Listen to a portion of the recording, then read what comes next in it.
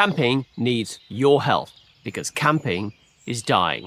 If you take a look at Google Trends, which shows how many people have been searching for things like the word camping, you'll see it's in decline year over year since 2006. For decades, camping has meant freedom. You threw a tent in the car, you pointed it at the mountains or the coast or the woodland, and it was that simple. Cheap, quick, and real. But today, traditional camping is fading. Prices are rising, wild spots are vanishing, and some campsites feel more like theme parks than they do wilderness escapes. So what's happening? And is there any hope for bringing it back? And is there maybe a positive future for the outdoors? In this video, I'm going to dig into the issues whilst I take you on my own camping trip deep into the woods. I'll see you at camp.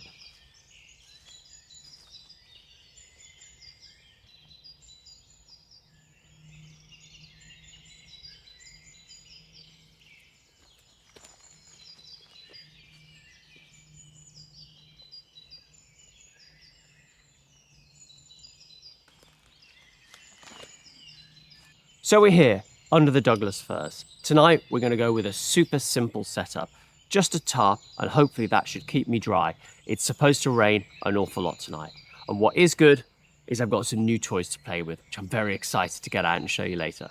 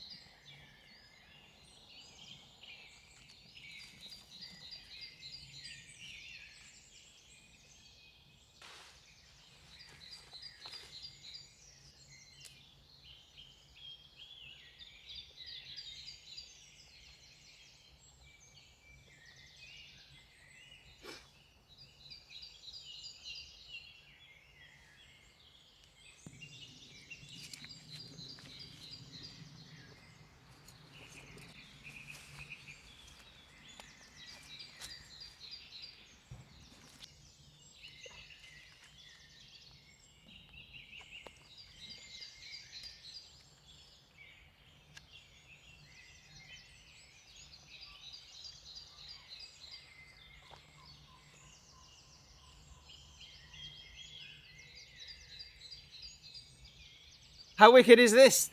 Acres of space underneath here. I'm definitely going to stay dry. Fingers crossed. Time to get set up inside.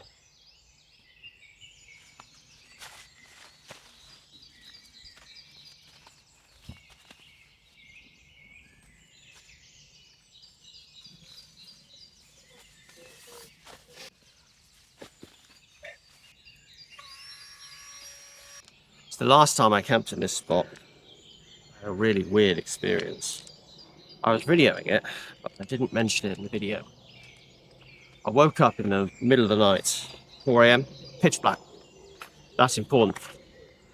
And I woke up with the most intense smell of cigarette smoke. It was as if somebody had blown cigarette smoke directly into my face. And I was camping here under a bug net. There's a video of it. I'll link to it above.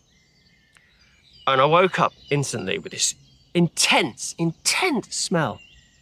And I looked around. Now there is a footpath runs along here, not too far away, but it's pitch black. There's no way you could walk along it silently and with no light. And there was definitely no one there. I sat up and I looked around, and within seconds of waking up, the smell had gone. So I'm pretty sure I made it up. It didn't happen. I definitely experienced it, but you know, I don't, unless there's a smoking ghost in this spot. But we'll find out. Camping here again tonight, and I'll report back in the morning what I see.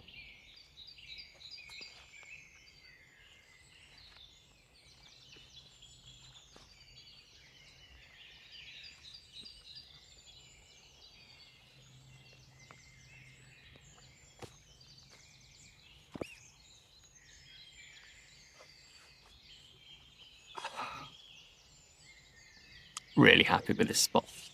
Now, there was a time when camping meant roughing it a little bit. Cold toes in the morning, cereal, some bowl balanced on your knee, borrowed wet tent poles and soaking wet socks and all the rest of it.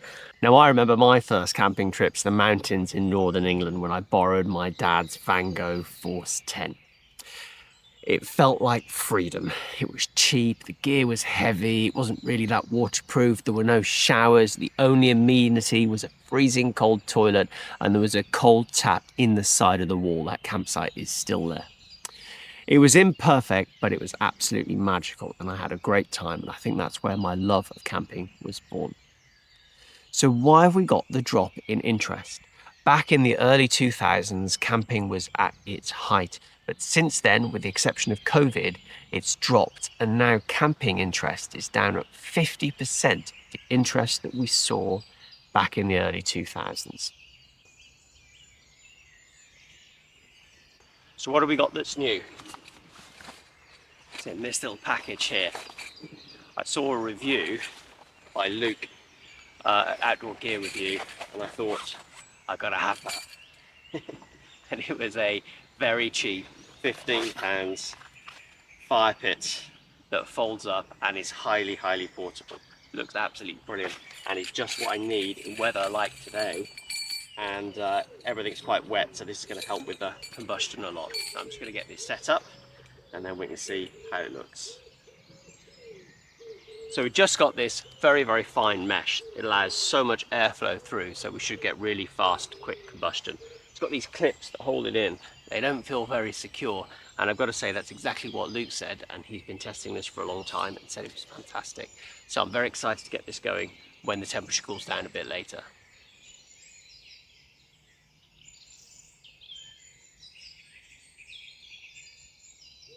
So it's time to get the fire lit. Quite excited to see how the new fire pit goes. Unfortunately, a lot of the wood that I've been able to scavenge is wet. I have got some out of a log store that I've cut before, but none of it is split. So we'll see how well it goes. I'm gonna use some wood wool to get it going, and let's get some food on and maybe even a beer.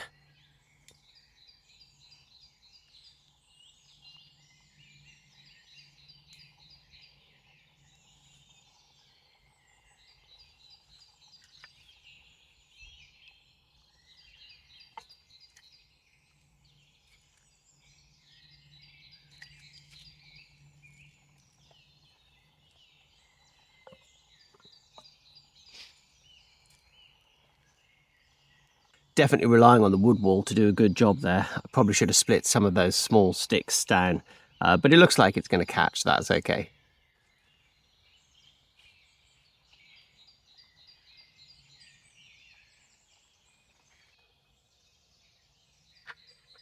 Now that the fire's going, it's beer o'clock, and this the Nanny State. This is an alcohol-free beer. I'm drinking tomorrow night. I've got a friend coming, so I shall be alcohol-freeing it tonight. This is probably my favourite of all of the alcohol-free beers that Brewdog do. I've tried them all. I'm a big fan of all of them. None of them have that nasty alcohol-free aftertaste that so many of the other kind of first generation of alcohol-free beers do. Highly recommend you check them out. Cheers. I'd add, I'm not sponsored by Brewdog, but 700 subscribers, no one thinks I'm sponsored by Brewdog.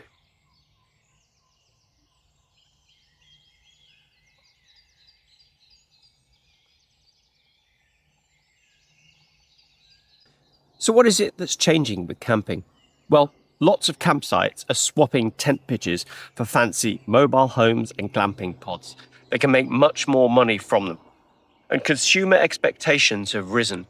Things like plentiful warm showers and on-site activities, good washing up systems, and prices have all climbed. Spontaneous weekends away now require reservations and apps and often even power hookups.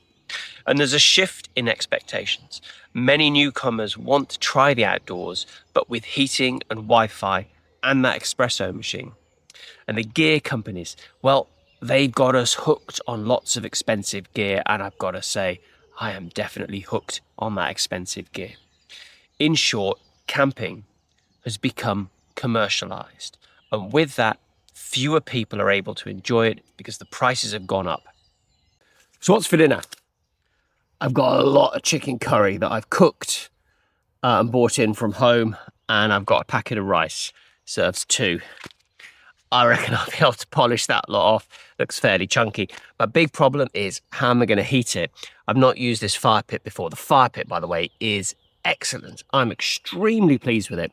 It looks fantastic. I've got lots of flames coming off it. I've got hardly any smoke, and the wood's all burning brilliantly, even though some of it was slightly damp when I put it on.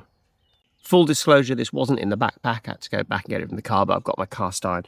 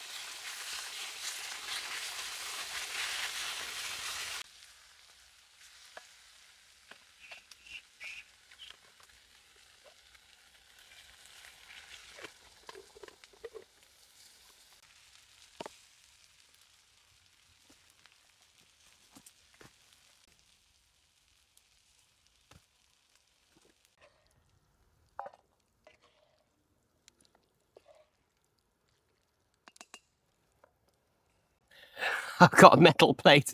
Metal plate's now really hot. So let's go.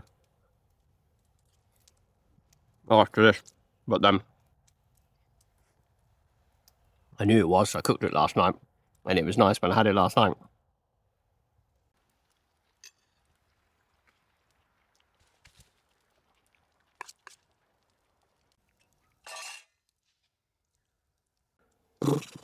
That was a lot of food. That is not a normal amount of food for a man my size to eat in one sitting, but I managed it. You could tell it was food that I'd cooked for children because nearly all of the chicken pieces had been removed from it and eaten. So there were only two very small chunks of chicken left in it. The rest of it all gone into one of my two kids.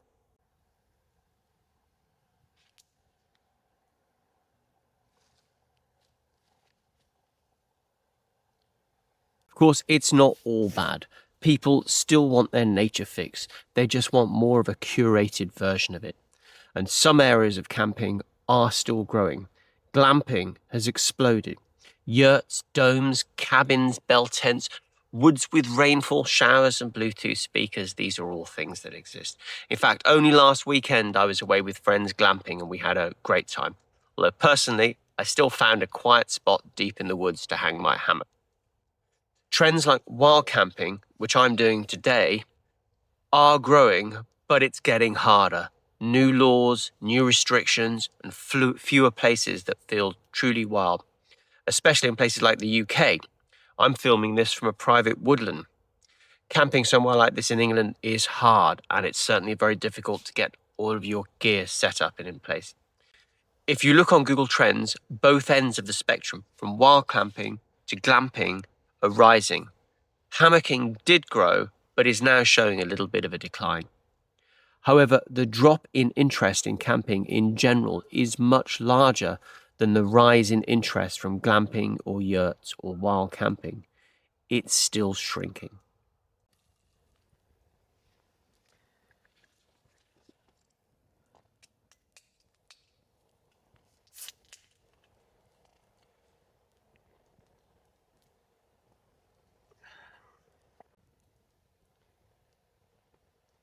Well, we've got a very gentle pitter-patter of rain on the top.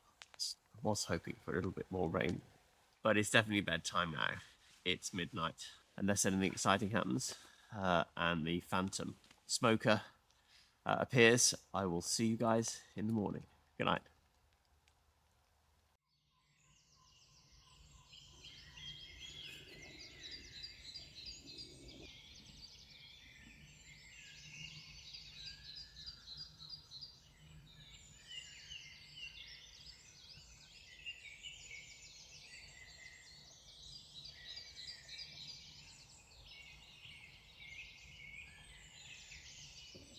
Morning. that was such a peaceful night of sleep. I love tarp camping. We got a pitter-patter of pretty light rain that was on and off throughout the whole night, which is fantastic. I watched the fire burn down for a few hours before I drifted off. And then early in the morning, we had some rain and the bird song, which was just incredible. I did get some footage. But I need to get up. I've got quite a few videos to make today. Luckily for me, I don't have to take down this shelter because I've got a friend that's coming today and he's going to sleep underneath this tarp, something he wants to try. So, time to get up and we can talk more about why camping is dying and what you can do about it.